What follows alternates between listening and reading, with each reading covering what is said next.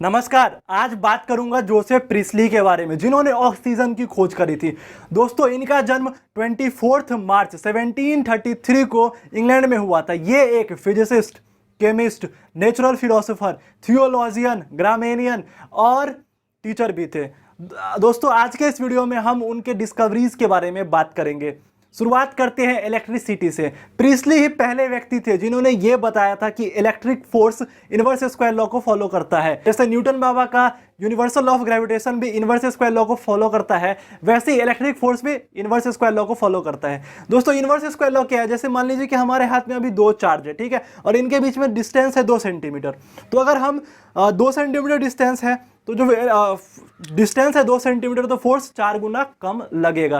दोस्तों, उसके बाद कूलम्ब जी टॉर्जन बैलेंस डिवाइस की मदद से हमको ये बताया कि electric force inverse square law को फॉलो तो करता ही है, लेकिन चार्ज के भी डायरेक्टली प्रोपोर्शनल है। इसलिए बाद में उन्होंने एक लॉ बना दिया, कूलम्ब्स लॉ, जिसे आज के समय हम जानते हैं कि फोर्स जो है वो डायरेक्टली प्रोपोर्शनल है चार्ज का और इनवर्सली प्रोपोर्शनल है स्क्वायर ऑफ डिस्टेंस का। अब बात करते हैं उनकी सबसे शानदार डिस्कवरी, जिसने पूरी दुनिया ही बदल दी, मतलब ऑक्सीजन की डिस्कवरी।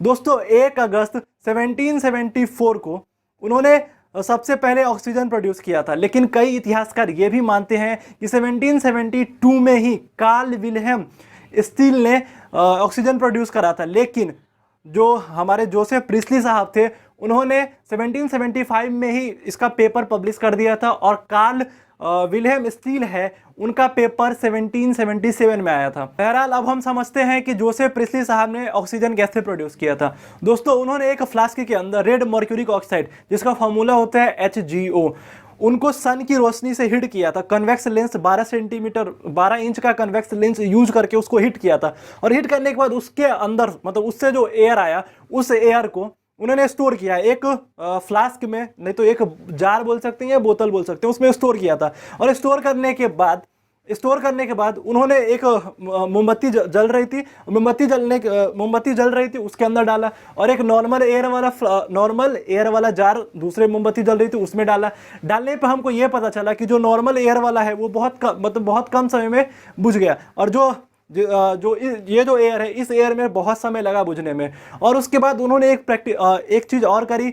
उन्होंने माउस, मतलब चूहों पे तो बहुत एक्सपेरिमेंट हुआ इतिहास में, तो माउस लिया और माउस को उस जार के अंदर डाल दिया, ठीक है। और एक माउस लिया जिसको नॉर्मल जार के अंदर डाला। तो नॉर्मल जार के अंदर डालने से उनको ये पता चला कि नॉर्मल जार के अंदर लगभग हम 20 मिनट, मान लो कि माउस 20 मिनट सर्वाइव कर रहा है, और उस जार के अंदर माउस 7-8 घंटे सर्वाइव कर रहा है। मतलब ये जो एयर की क्वालिटी है ना, इस एयर क्वालिटी से काफ़ी अच्छी है। उसके बाद उन्होंने उस एयर को उठा के माउथ में लिया, खुद इनहेल किया। इनहेल करने के बाद पता चला कि ये जो एयर है काफ़ी प्योर है, और उन्होंने इस एयर का नाम डीफ्लोजिस्टीन एयर नाम रखा था। दोस्तों, डीफ्लोजिस्टीन एयर इसलिए नाम रखा था, जिसे अभी हम ऑक्सीजन के नाम से जानते हैं, क्योंकि इससे पहले 17वीं सेंचुरी में एक थ्योरी बहुत ही फेमस थी, फ्लोजिस्टीन थ्योरी।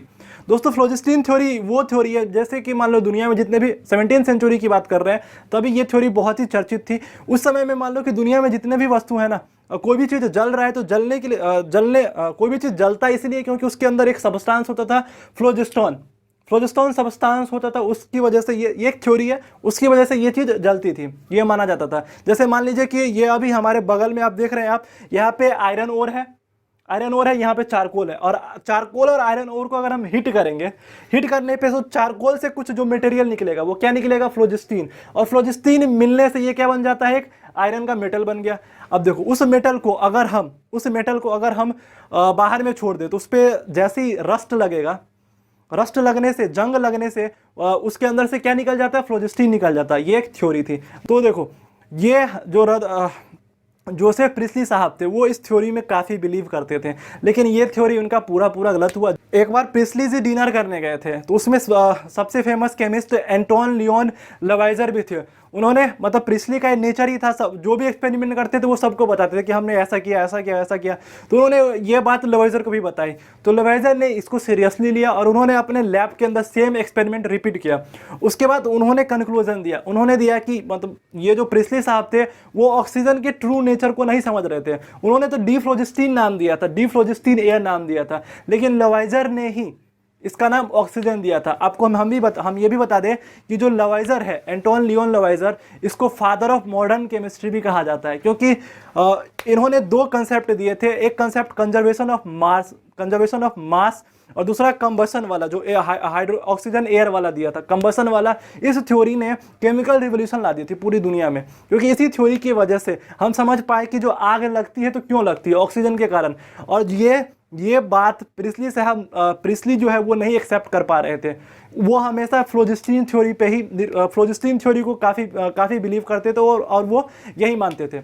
चलिए बहरहाल अब आगे बढ़ते हैं और अब हम समझते हैं कि जोसेफ प्रिस्ली ने इसके अलावा और भी बहुत सारी चीज़ें डिस्कवर करी हैं। दोस्तों ऑक्सीजन के अलावा उन्होंने 8 और गैस डिस्कवर करी है। नाइट्रिक ऑक्साइड हो गया, कार्बन मोनोऑक्साइड हो गया, अमोनिया भी उन्होंने ही खोजा है, नाइट्रोजन डाइऑक्साइड हो गया, HCl जिसे हम कहते हैं हाइड्रोक्लोरिक एसिड, उन्होंने ही डिस्कवर करा है इसको, नाइट्रस ऑक्साइड को उन्होंने ही डिस्कवर करा है, सिलिकॉन टेट्राफ्लोराइड उन्होंने ही डिस्कवर करा है, और सल्फर डाइऑक्साइड की भी डिस्कवरी उन्होंने ही करी है। आई होप आपको वीडियो पसंद आया होगा। अगर पसंद आया तो लाइक कीजिए, शेयर कीजिए और सब्सक्राइब तो जरूर कर दीजिए भाई। सब्सक्राइब नहीं करते हैं आप लोग, सब्सक्राइब कर दीजिए। थैंक यू सो मच, मिलते हैं नेक्स्ट वीडियो में, बाय बाय।